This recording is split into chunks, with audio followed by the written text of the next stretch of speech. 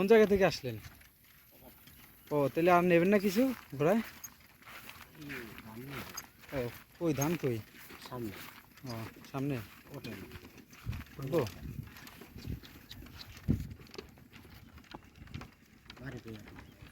এই তো গোপালগঞ্জ। তো বন্ধুরা, এই যে আমরা কিন্তু এখন ঘোড়ার গাড়িতে আছি।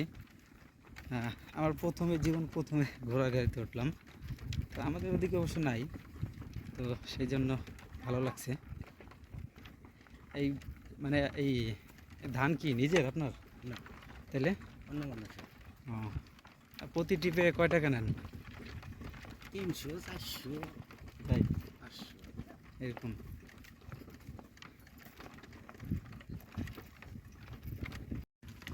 যখন ধান থাকে না তখন কি করেন? তখন অন্য কাজ করি, ধান থাকে না ওই সময় অন্য কাজ করি, ভুট্টা থাকে, ভুট্টা থাকে না? মরিচ থাকে।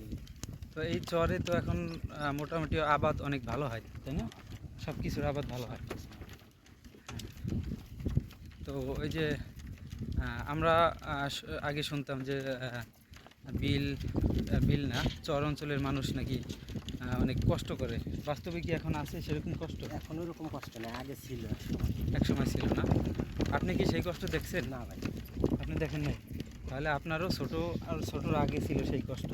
আমার আব্বা আম্মু দেখছে। হ্যাঁ হ্যাঁ, এখন সেই কষ্ট নাই না? না, ওরকম কষ্ট এখন নেই।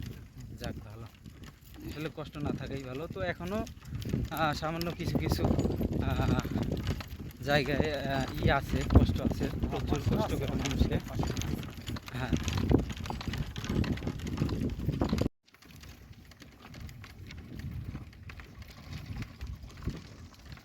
এই গ্রামটার নাম কি? বোরার বয়রা।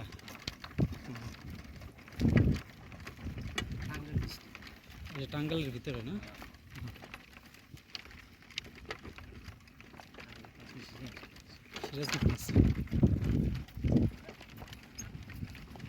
আমি ভিডিও করার জন্য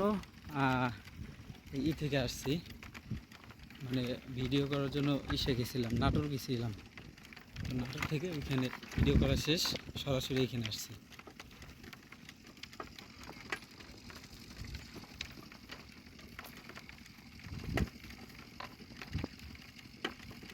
বর্ষায় কি এখানে পানি হয়? এই পুরো পানি থাকে না? তো এখানে পানি আনুমানিক কতদিন থাকে পানি? 3 মাসের মতো পুরো ভরা থাকে।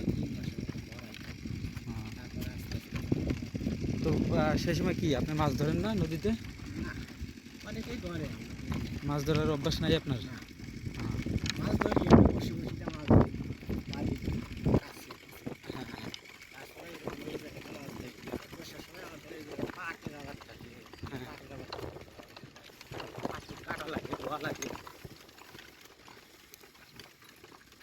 তো এক টিপ এক জায়গা থেকে নিয়ে যাইতে কত সময় লাগে? প্রায় 2 ঘন্টা লাগে। প্রায় 2 ঘন্টা? এত দূর?